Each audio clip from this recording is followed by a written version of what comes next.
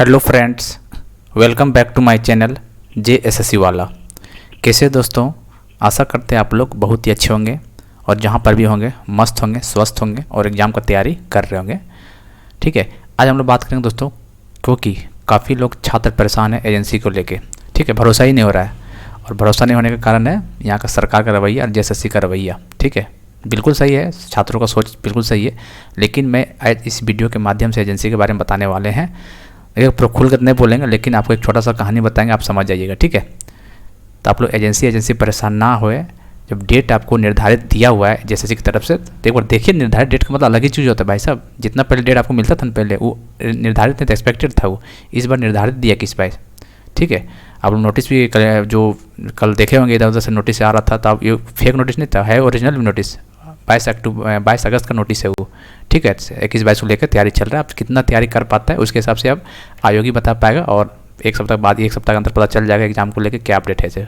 ठीक है, बाकी परेशान मत होइए। देखिए, जिनको सिलेक्शन लेना है ना, वो ये सब में नहीं पड़ा हुआ है। ठीक है, आप लोग फालतू में झूठ मूठ कर पड़े हुए हैं। ठीक है, फालतू में को वीडियो बनाना भी पड़ जाता है। ठीक है, हम तो भाई मैक्सिमम वीडियो तो मेरा पहला होता है, देखते होंगे आप लोग, और इंपॉर्टेंट होता है, एग्जाम ओरिएंटेड होता है। ठीक है, हालांकि कुछ वीडियो इस तरह डालना पड़ता है, कुछ छात्र डिमोटिवेट हो जाते हैं। ठीक, उसको समझा देते हैं, एक तरह एक छोटा कहानी के माध्यम से बताने वाले। ठीक है, चैनल को सब्सक्राइब कर लीजिएगा और पढ़ाई कीजिए अच्छे तरीके से, जो भी होगा देखा जाएगा, बात की बात है। ठीक है ना, चलिए आज खुल के हम बात कर ही लेते। देखिए दोस्तों, बात ऐसा कंपनी को लेके, एजेंसी को लेके। देखो, पहली बात के देखिए, JSSC जरूर नहीं कि आपको कंपनी के बारे में, एजेंसी के बारे में बता ही दे, लेकिन बताना चाहिए।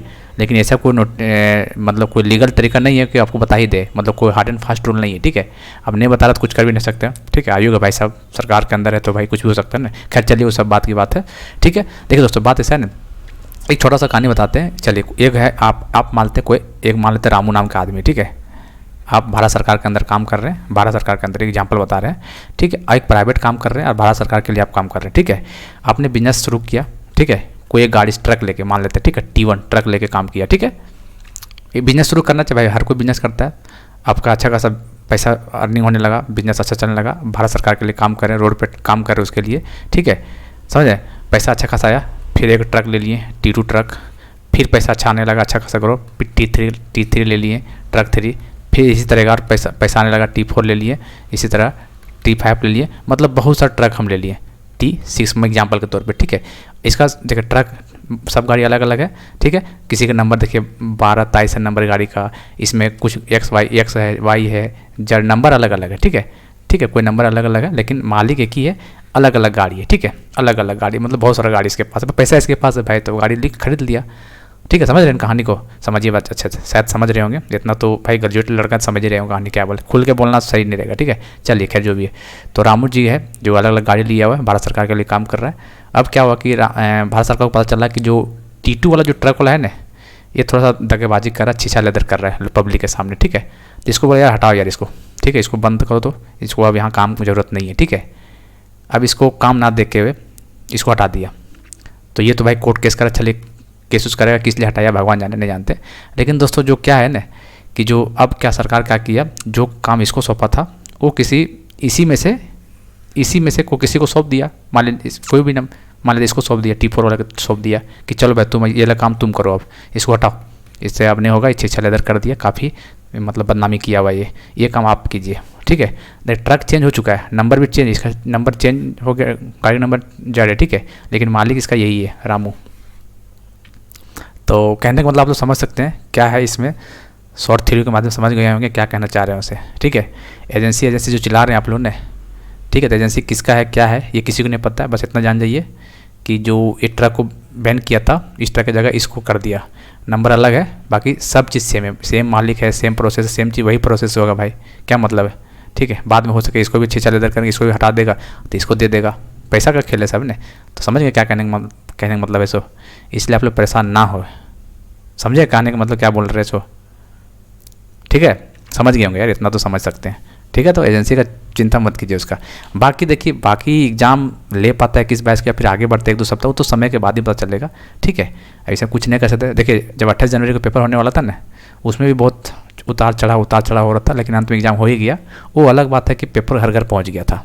लेकिन दोस्तों, आपको लगता है वही सेम गलती को रिपीट करेगा सो? कभी नहीं लगता ऐसा। ठीक है, अलग बात है भाई, कुछ हार्ड एंड फास्ट तरीका से कुछ अगर गलत तरीका कर ले तो कोई नहीं जानता भाई, ठीक है। ये किसी के बस की बात है नहीं, लेकिन चलिए कुछ तो है, क्योंकि सरकार के ऊपर भी प्रेशर तो है ही भाई। क्या किया छीछा लेता सरकार भी किया तो देख ही ले रहे होंगे कैसे कैसे क्या हुआ है सो, ठीक है। सिर्फ मीडिया के सामने ही वैकेंसी है, बाकी धरातल पे ग्राउंड लेवल पे कोई भी नौकरी नहीं दिया।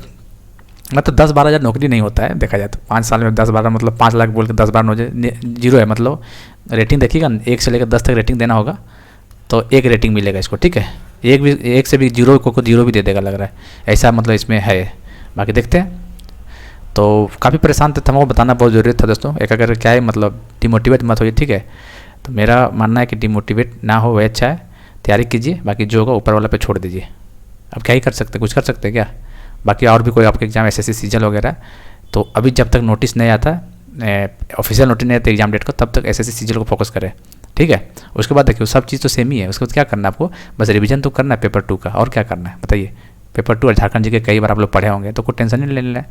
और बाकी कोई एग्जाम ही किसी का नहीं है जो भाई काफ़ी मतलब जिसको एज पार हो चुका है, इसका एग्जाम बस सीजल ही है, तो वो तो भाई जान लगा दो, जान लगा ही दो, चाहे जैसे भी होगा, ठीक है। जैसे भी कुछ करके जान लगा दीजिए, चाहे जैसे भी होगा, जब होगा देखा जाएगा, ठीक है। तो एक रामू और ट्रक वाला कहानी समझा दी है, बाकी कोरिलेट कर लीजिएगा भैया, ठीक है। ज़्यादा क्या बोलें फिर समझ जाइएगा एजेंसी कौन है क्या है नहीं है, ठीक है। तो ठीक है जो भी है, ठीक है। चलिए तो आप उम्मीद है कि आप लोग समझ में बात समझ गएंगे, तो तैयारी कीजिए। और दोस्तों जेएसएससी वाला ऐप जो डाउनलोड कर लीजिएगा, और पेपर 1 का जो हिंदी वाला जो ग्रामर वाला है फिर वो जरूर देख लीजिएगा एक बार, ठीक है।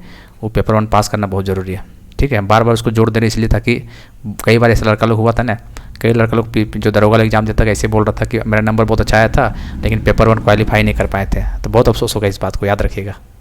लेकिन अभी नहीं, बस जैसे एग्जाम डेट आ जाता है ऑफिशियल उसके बाद वो करना है, अभी नहीं करना है। हिंदी या इंग्लिश जो भी पढ़ना होगा, क्योंकि पास तो कर जाइएगा इतना तो श्योर है, लेकिन फिर भी रिस्क क्यों लेना भाई, है ना। तो ऐसा होता भी है कि अच्छा नंबर आ गया पेपर 2 और पेपर 3 में, पेपर 1 क्वालिफाई नहीं कर पाया, लो सारा मेहनत बेकार हो गया फिर।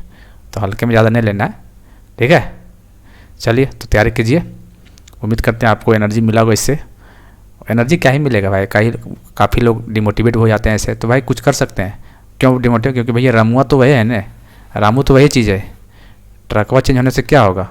तो ठीक है, आप जिसको इसको पॉजिटिव में लीजिए या नेगेटिव में लीजिए, वो आप पे ऊपर डिपेंड करता है, हम क्या बोले इसमें बताइए, ठीक है ना। चलिए खैर मिलते हैं अगले वीडियो में।